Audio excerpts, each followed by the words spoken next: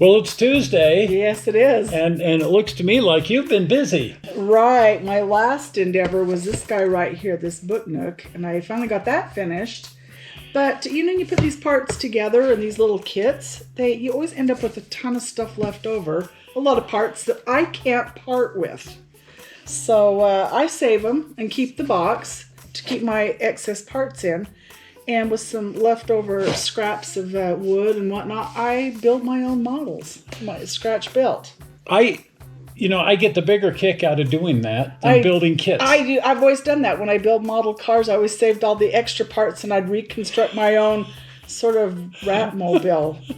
But what I've decided to do, and it's more or less for family members and progeny, is create what I would call a 3D photograph. And so I have started a while back reconstructing some of the places where I've lived, but these places no longer exist. They're not around anymore.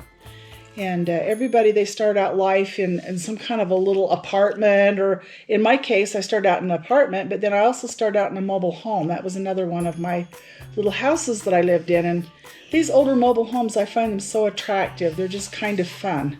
And it's one of those older I Love Lucy type mobile homes, house trailer, that 10 feet wide, 50 feet long. I guess it was 50 feet long.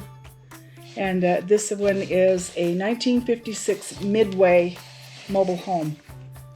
And I lived in this for 3 years, something like that. Yep. I love the style of the 50s. These have become quite popular with people. Some people are collecting these. If they come across them, they are actually buying them and collecting and restoring them. And, it makes me feel bad when you see one of these and they just fall apart and somebody doesn't try to restore them. I mean, you restore old cars, why not old mobile homes? I know they don't want to pass code and things like that, but it'd sure be nice if they could figure out a way to turn them into a part model where, they could be restored and used for something, even the smaller ones. Well, it's becoming a thing, these restored homes and restored parks, right. And people doing that as a thing. Oh, I know. And, I spent most of my adult life living in mobile homes, and they have such a stigma attached to them, if you will, trailer trash and things like that. That's just ridiculous when you consider the rich history behind these little homes. They were part of the movement back when the guys came home from the war and they needed a place to live, them and their young families. There just wasn't that many houses around. This was of the era back, like the I Love Lucy era, and people bought these things to use as homes. They weren't travel trailers.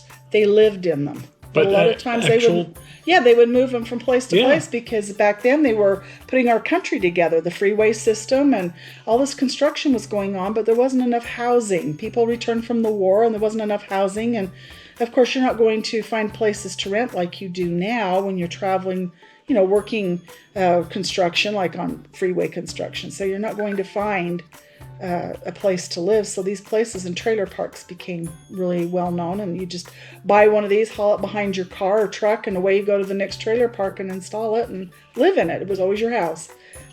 And so I recreated this one that I used to live in. Don't ask me what scale it's in, because again, remember, it's made from scraps. So I just took all these little wood scraps and parts left over from different models that I've worked on and start building something.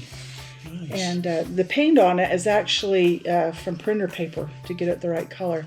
But this was an old mobile home. It was a 1956 Midway. And I lived in a place called Ray's Trailer Park at the beginning, and that's where this home was. So I always fix my models. They always have lights that come on. I see a full interior in there. Yes, and I always build a full interior. So this one, the top comes off, and I've duplicated or replicated, however you want to phrase that, the full interior of this mobile home.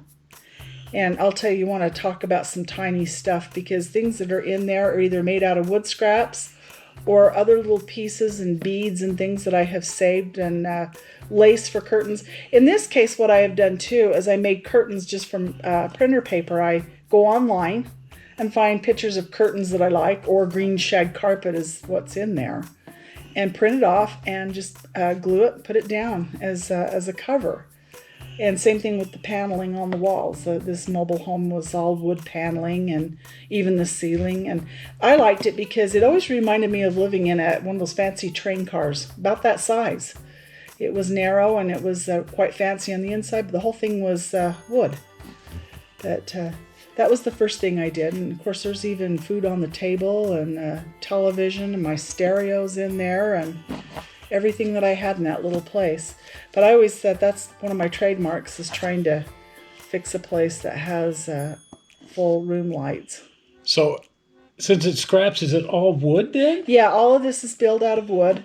And then, of course, I used metal repair tape for the outside to hide the wood grain. I don't want wood grain shining through, because these old mobile homes were sided in metal. And it looks like metal, so that's why. It is. It's actually metal, yeah. Same thing with the windows, cut those through, and then sometimes I just leave a little bit of the metal showing through, or I bought some of these pens. These are just wonderful. If I can find my pens. I found these online, and they actually, there's gold and silver, but they actually really duplicate gold and silver, like if you want to do aluminum trim or gold trim. But they have improved these things so much through the years. And they're just like a magic marker. So I use those a lot of times on the window frames to make them look like the aluminum window frames that we had. Sweet. And the top is just some foam material that I used. It's, again, I finished the inside of it. The bathroom had white, like Formica ceiling in it. The rest of the trailer had wood ceilings, and the living room had rafters. But it's just a piece of foam core that I cut and shaped to the shape of the mobile home roof. And again, I used that metal repair tape for the roof on it, so you can kind of see the little sheets. There's like seams and everything. And then I went over it with some silver spray paint, just held at a distance so that it looks kind of pebbly, and it looks like a worn, dirty top of a mobile home roof. Nice. And the swamp cooler is nothing more than a little block of wood that I kind of took a screwdriver and a hammer and hammered the little louvers into the little block of wood. I can tell it's not my swamp cooler because it's not leaking. Yeah, well, this one didn't leak, but every other one I've had sure did. This one would have been the landlord's responsibility. If it started leaking, guess what? He got a phone call. Along with the washing machine. There's all kinds of, like a television set. Are those the actual duplicates of what you had? Yeah, everything inside this mobile home was is a duplicate of just what I had, including my stereo and all of that. So as close as I can remember what we had in there, yeah. Wow. It was quite the place.